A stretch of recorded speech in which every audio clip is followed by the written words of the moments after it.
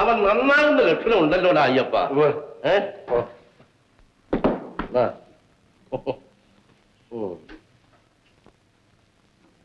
ആട്ടെ, കഴിഞ്ഞ ഒരാഴ്ച എന്തായിരുന്നു അവന്റെ പ്രോഗ്രാം? മുതലാളി, എല്ലാം തുറന്നു പറയാൻ പോകുമ്പോ ഒന്നും തുറന്നു ചോദിക്കാതെ ഇരിക്കുന്നതും ഒരു സ്റ്റൈലല്ലേ? നിന്റെ സ്റ്റൈല്. എടാ, ഞാൻ അവന്റെ അച്ഛനാണ്. ഞാനിങ്ങനെ വയസ്സായ കാലത്ത് രാവും പകലും നടന്ന് ബിസിനസ് ചെയ്യുന്നത് അവന് വേണ്ടിയാണെന്നുള്ളത് അവൻ മനസ്സിലാക്കുന്നില്ലല്ലോ എന്ന് ഓർക്കുമ്പോ എന്റെ പൊന്നു മുതലാളി, അത് ചില ജനനത്തിൻ്റെതാ. ഇത് പഴയ കാലമൊന്നും അല്ല മുതലാളി. ഇന്നാളെ എന്റെ മകൻ എന്നോട് ചോദിക്കുകയാണ്, അച്ഛൻ 60 വയസ്സായില്ലേ, എനിക്ക് 20 വയസ്സല്ലേ ആയുള്ളൂ. അച്ഛൻ 60 വയസ്സുകൊണ്ട് കിട്ടിയ അറിവ് എനിക്ക് 20 വയസ്സുകൊണ്ട് കിട്ടുമോ എന്ന്. അയ്യപ്പ, നിന്റെ മകൻ ചോദിച്ചത് ശരിയാണെന്ന് എനിക്ക് തോന്നുന്നു. ഇവന്റെയൊക്കെ പ്രായത്തിൽ നമ്മൾ എന്തൊക്കെ കോപ്രാന്തങ്ങളാണ് കാണിച്ചിട്ടുള്ളത്. നിനക്ക് അറിഞ്ഞൂടെ? പിന്നെ എനിക്ക് അറിഞ്ഞൂടെ? നമ്മളന്ന് ആലുവാസി യുവരാത്രി അങ്ങനെ എത്ര സംഭവങ്ങൾ. അന്നെല്ലാം എന്റെ അച്ഛൻ എന്നെ ഉപദേശിക്കുമായിരുന്നു, എടാ മോനെ, ഇത് നല്ലതല്ല, നല്ലതല്ല, അരുത് എന്ന്. അന്ന് എനിക്കും അച്ഛന്റെ വാക്കനുസരിക്കാൻ തോന്നി. നമ്മളെപ്പോലുള്ള മനുഷ്യരുടെ കാര്യം പോട്ടെ മുതലാളി, രാജാക്കന്മാരെയും ചക്രവർത്തിമാരെയും അനുസരിക്കാത്ത മക്കളില്ലേ? ശരിയാ. എഡ്വേർഡ് എട്ടാമൻ ചക്രവർത്തി സ്ഥാനം വേണ്ടെന്ന് വെച്ചിട്ട് ഒരു പെണ്ണിന്റെ പുറകെ കൂടെ പോയി.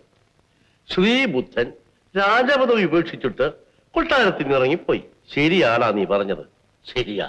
മനുഷ്യന്മാരുടെ കഥ കിടക്കട്ടെ മുതലാളി, നമ്മുടെ ദൈവങ്ങളുടെ കഥ എടുക്കാം.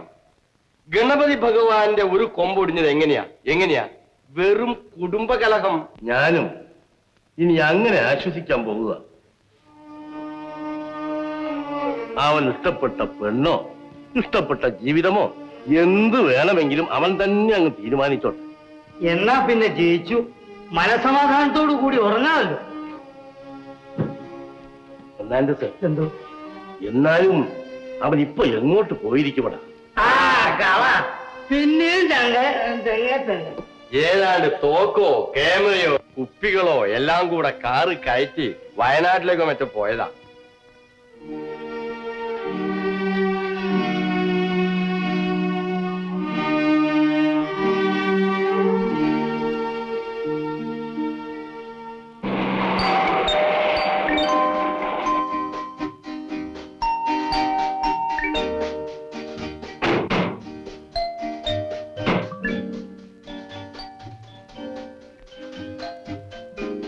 മുറി കൊണ്ടോ ഇവിടെ?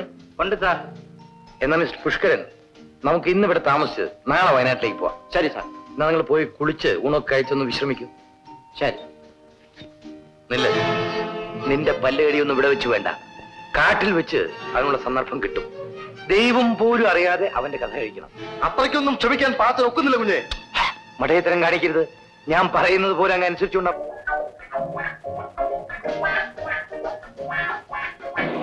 ഞാനൊരു കാര്യം ചെയ്തു. മതി എന്താ എന്റെ കഴുത്തിൽ കാര്യം കിട്ടുമ്പോൾ കൈ വല്ലാതെ വിറച്ചിരുന്നത്. വിവാഹത്തിന് മുൻപ് എത്ര മൂച്ചടിച്ചാലും കൈ ഇങ്ങനെ കിട്ടിക്കിട്ടീന്ന് വിറക്കും. അതെന്താ ശീല അങ്ങനെ ഈ നമ്മുടെ മതിവിധു ആഘോഷങ്ങളിൽ ഇങ്ങനെ ചോദിച്ചത്? ഒന്നുമില്ല. എന്തോ കൊണ്ട് പറയണം. അല്ല, മധു കോളേജിൽ പഠിക്കുന്ന കാലത്ത് വല്ല പെൺകുട്ടികളായിട്ട് പ്രേമമോ അടുപ്പമോ വല്ല വാക്ക് കൊടുക്കലോ എന്തെങ്കിലും ഒക്കെ ഉണ്ടായിട്ടുണ്ടോ എന്ന്. എന്റെ ശീലേ, എന്തോ എന്റെ ജീവിതത്തിൽ ഒരു സ്ത്രീയുടെ ശരീരത്തിൽ ആദ്യമായി തൊടുന്നത് നമ്മുടെ പ്രഥമ രാത്രിയിലായി. ഓ എന്റെ മധു, എന്റെ ഭാഗ്യം. എന്റെയും ഭാഗ്യം. അപ്പൊ ഞാനൊന്ന് ചോദിക്കട്ടെ, ഷീല തെറ്റിദ്ധരിക്കരുത്. ഷീലയുടെ കോളേജ് ജീവിതത്തിൽ വല്ല അലവലാതി പ്രേമവും മറ്റോ? കരയല്ല ഷീല. എന്റെ മധു, ഞാൻ ഇന്ന് വരെ ഒരു പുരുഷൻ എന്റെ മുഖത്ത് നോക്കാൻ ഇടം കൊടുത്തിട്ടില്ല. ഞാൻ ആദ്യമായി ഒരു പുരുഷനെ സ്പർശിക്കുന്നത് നമ്മുടെ ആദ്യ രാത്രിയിലാണ്.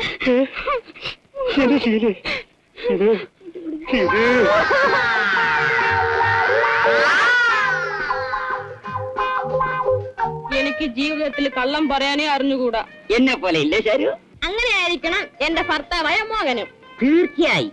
അതായത് നമ്മുടെ കുടുംബ ജീവിതം തുറന്നിടപ്പെട്ട, അതായത് വിരിച്ചിടപ്പെട്ട ഒരു പുസ്തകം പോലെ ഇരിക്കണം.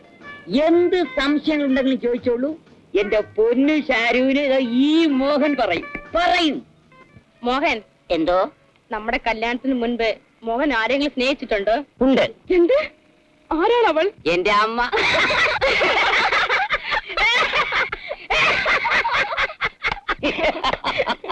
എന്റെ ഷാരു, ഈ വിവാഹം എന്ന് പറയുന്നത് സ്വർഗത്തെ മഹോത്സവമാണ്. അവിടെ കറ പറ്റാതെ കയറി വരുന്നവർ മഹാഭാഗ്യവാന്മാർ. എന്റെ ജീവിതത്തിൽ നിന്നെ അല്ലാതെ ഒരൊറ്റ പെണ്ണിനെ പോലും സ്വപ്നത്തിൽ പോലും ഞാൻ തീണ്ടിട്ടില്ല. ഇത് സത്യം, ഇത് സത്യം, ഇത് സത്യം. മോഹൻ, കോളേജിൽ പഠിക്കുമ്പം പലരും എന്നെ വല വീസാൻ ശ്രമിച്ചു. പക്ഷേ ഈ ശാരദ ഒന്ന് നോക്കിയാൽ പായൽ മാറുന്നത് പോലെയാണ് പുരുഷന്മാർ ഓടി മറയുന്നത്. എന്റെ കണ്ണുകൾക്ക് അത്ര ശക്തിയുണ്ട്. ധന്യൻ, ഞാൻ ധന്യൻ.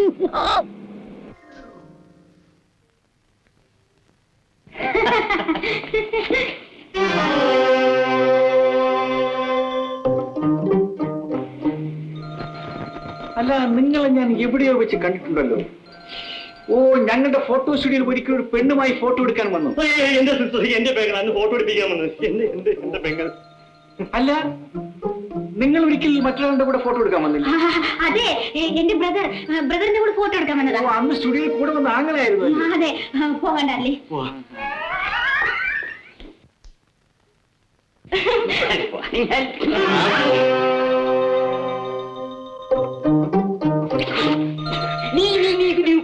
പക്ഷികളോ ഉപ്പൻ കുരി ചെറിയ കുരി മഴക്കാലത്തിങ്ങനെ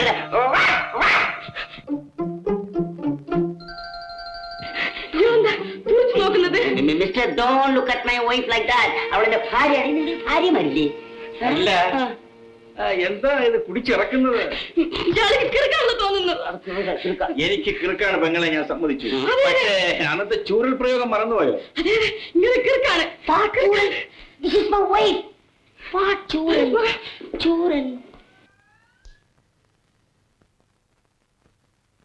സത്യം തുറന്നു പറയടി, നിനക്ക് ആൺലില്ലെന്നല്ലേ പറഞ്ഞത്? നിങ്ങൾക്ക് പെങ്ങളില്ലാന്നല്ലേ പറഞ്ഞത്?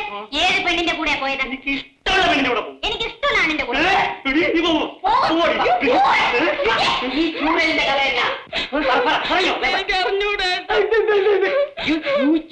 Your father children, your mother children, your whole family children. പറ്റി ഒന്നും അറിഞ്ഞില്ല.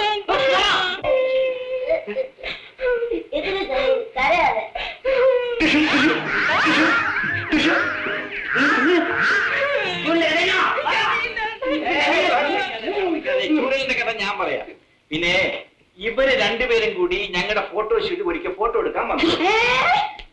അതായത് നിങ്ങൾ രണ്ടുപേരും വന്നതുപോലെ ഫോട്ടോ എടുക്കുന്നതിന് മുമ്പ് മേക്കപ്പ് റൂമിനകത്ത് കയറി എന്തോ കുറച്ച് കശവിഷയൊക്കെ അവസാനം ഞങ്ങൾ ചൂരൽ പ്രയോഗം നടത്തേണ്ടി വന്നു.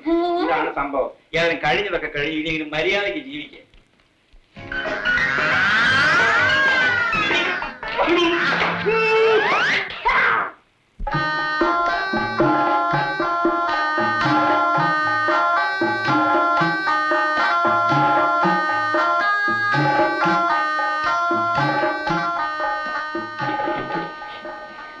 വയനാട്ടിലെ ആദിവാസികളുടെ സങ്കേതത്തിലേക്ക് ഇവിടെ എത്ര മൈൽ കാണും?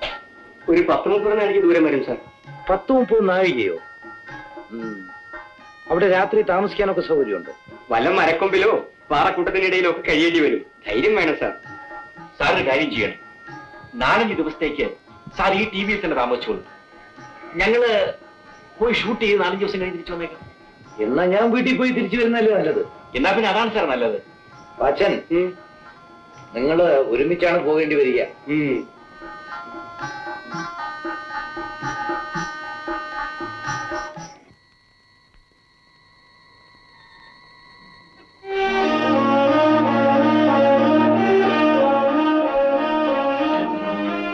അവൾ ഉറങ്ങിയെന്നാ തോന്നുന്നു.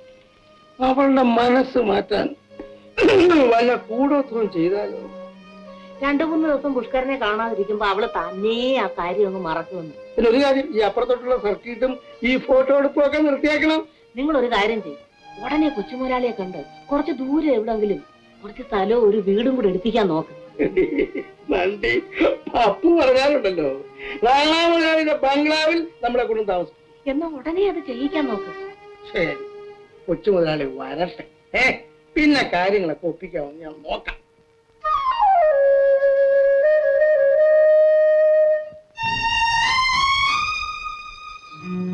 സ്നേഹമുള്ള പെണ്ണാളെ, ഞങ്ങൾ സസുഖം വയനാട്ടിൽ എത്തിച്ചേർന്നു. ഇവിടുത്തെ ടിവിയിൽ ഇരുന്നു കൊണ്ടാണ് ഈ കത്തെഴുതുന്നത്. പ്രതാപചന്ദ്രൻ സാർ എല്ലാ ജോലികളും എന്നെ ഏൽപ്പിച്ചുകൊണ്ട് നാട്ടിലേക്ക് പോയി. ഈ ടിവിക്ക് ചുറ്റും ദുഷ്ടമൃഗങ്ങളുടെ ശബ്ദം കേൾക്കാമെങ്കിലും പേടിക്കേണ്ട കാര്യമില്ല. കാരണം സ്വപ്നത്തിൽ എന്റെ നെഞ്ചിന് കഠാരി കുത്തിറക്കിയ പാച്ചൻ ചേട്ടൻ എന്റെ കൂട്ടിനുണ്ട്. ഞാൻ ആ മനുഷ്യനാണെന്ന് അത്രയും ഉപദ്രവിച്ചതിൽ ദുഃഖിക്കുന്നു.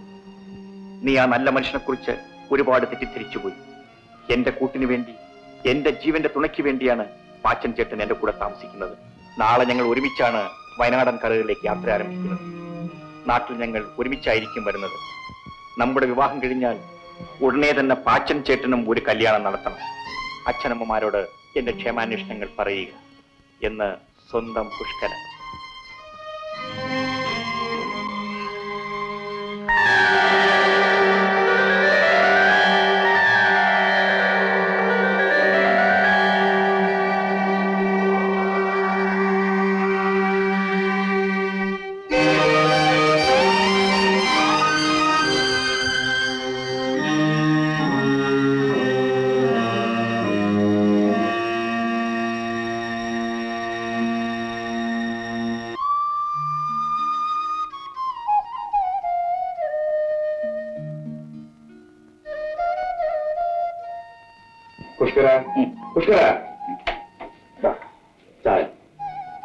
പാച്ചൻ ചേട്ടനാണോ ചായ കൊണ്ടുവരുന്നത്? അതിനിവിടെ വേറെ ആളുണ്ടല്ലോ. നിനക്കൊരു ചായ കൊണ്ട് തരുന്നതിന് എനിക്ക് യാതൊരു കുറച്ചിലുമില്ല. ഇതിനേക്കാൾ വലിയ ജോലി പാച്ചൻ ചേട്ടനുണ്ടല്ലോ. നമുക്ക് ഒരുമിച്ച് കാട്ടിൽ പോകേണ്ടതല്ലേ? അപകടം പിടിച്ച സ്ഥലത്തേക്കാണ് പോകേണ്ടത്. എനിക്ക് നിന്നോട് വൈരാഗ്യം ഉണ്ടായിരുന്നു. ഇപ്പൊ അതെല്ലാം മാറി. ഇനി നീ വിളിക്കുന്ന സ്ഥലത്ത് ഞാൻ വരും. സത്യമാണോ പറയുന്നത്? സത്യം. സത്യം പറഞ്ഞാൽ പാച്ചൻ ചേട്ടൻ ഇങ്ങോട്ട് വരാൻ വേണ്ടി കാറിൽ കയറി എന്റെ അടുത്തിരുന്നപ്പോ എനിക്ക് മനസ്സിനകത്ത് ആകപ്പാട് ഒരു അമ്പരപ്പായി പോയി. ഈശ്വരൻ സാക്ഷിയായിട്ട് പറയുകയാണ് പുഷ്കര, നിന്റെ മാത്രമല്ല എന്റെ മനസ്സിലും. കൊച്ചു കൊച്ചു കാര്യങ്ങൾക്കായി വലിയ വില കൊടുക്കേണ്ടി വരുമെന്ന് ഞാൻ കരുതി. പക്ഷേ പുഷ്കര, ആരെല്ലാം എന്തെല്ലാം പറഞ്ഞാലും നിന്റെ ദേഹത്ത് ഒരു തരി മണ്ണ് വീഴുന്നിടത്ത് ഈ പാച്ചൻ മരിക്കും.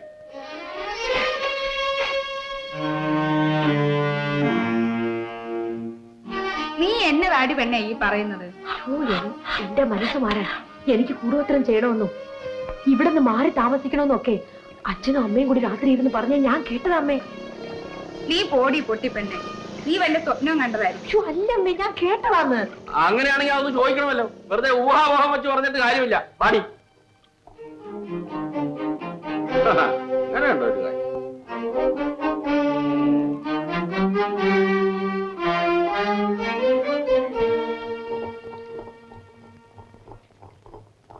എടി പാറുവേ, പാറുവേ, എടി പാറുവേ. പാറു, ഇവിടെ എന്തൊക്കെയാടി ഈ വന്ന് പറയുന്നത്? നിങ്ങൾ ഇവിടുന്ന് മാറി താമസിക്കാൻ പോകുന്നെന്നോ? എവളുടെ മനസ്സ് മാറ്റാൻ വേണ്ടി ഏതാണ്ട് കൂടോത്രം ചെയ്യാൻ പോണെന്നോ? എന്നതാ എന്നതാ? ആ കൂടോത്രം. കൂടോത്രം? അതെ അതെ, ഇന്നലെ രാത്രി അച്ഛനും അമ്മയും കൂടി ഇരുന്ന് പറഞ്ഞ ഞാൻ കേട്ടതാ. കേട്ടോടി മണിക്ക്, ഇന്നലെ രാത്രിയില് ഞാനും അതിയാനും കൂടി ഇരുന്ന് എവിടെ കല്യാണക്കാര്യത്തെ പറ്റി പറഞ്ഞു. അപ്പൊ കുറച്ച് തെക്കോട്ട് മാറി താമസിച്ചാ കൊള്ളാമെന്നും പറഞ്ഞു. ഇതിന്റെ പേര് കൂടോത്രം എന്നാണ്. അയ്യ, അങ്ങനെ വരട്ടെ. പപ്പു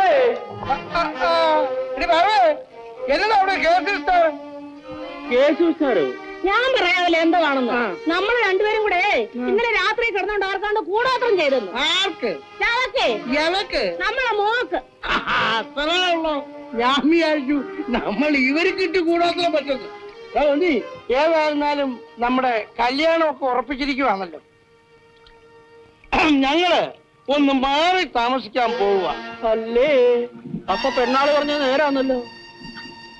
എന്തോടാ പപ്പു നിനക്ക് കുറച്ച് ദിവസമായിട്ട് മനം മാറ്റം? വല്ലത് ഉള്ളിലുണ്ടെങ്കിൽ തുറന്നു പറയണം കേട്ടോ. ഞാൻ പറഞ്ഞേക്കാം. കണ്ടോ 4-5 ദിവസമായിട്ട് ഇപ്പുറത്തെ ദീപം കഴിഞ്ഞപ്പോ അവരുടെ അസൂയ കണ്ടോ? നീ എന്താ അങ്ങനെ പറഞ്ഞത്? പപ്പു ഉള്ള എന്നോട് നിങ്ങളുടെ മോന് ജോലി കിട്ടി. അത് നിങ്ങളുടെ മോക്ക് കഞ്ഞോളം കുടിച്ച് കിടക്കാനാ. ഞങ്ങളുടെ മോക്ക് കഞ്ഞോളം ഞങ്ങൾ കൊടുത്തോളാം. ഒരു ഗുണം ചെയ്ത് കൊടുത്തിട്ട് അവർക്ക് നന്ദി ഉണ്ടോ നോക്കിക്കേ. പാടി മാണിക്കാൻ നമുക്ക് ഇവിടുന്ന് പോവാം. ഇവരേതാണ്ട് ഉള്ളിൽ വച്ചിരുത്തുകൊണ്ട് സംസാരിക്കുക. ഇവിടെ നിന്ന വല്ലതൊക്കെ എന്റെ നാവ് ചൊറിഞ്ഞു വരും. കോന്തി നാളെ മുതല് എനിക്ക് ഈ വല വലിക്കാനും താത്താനും ഒന്നും വയ്യ. അതൊക്കെ താനങ്ങ് ചെയ്തു. എന്റെ പകുതി പണം ഇനി തന്നേച്ചാ മതി.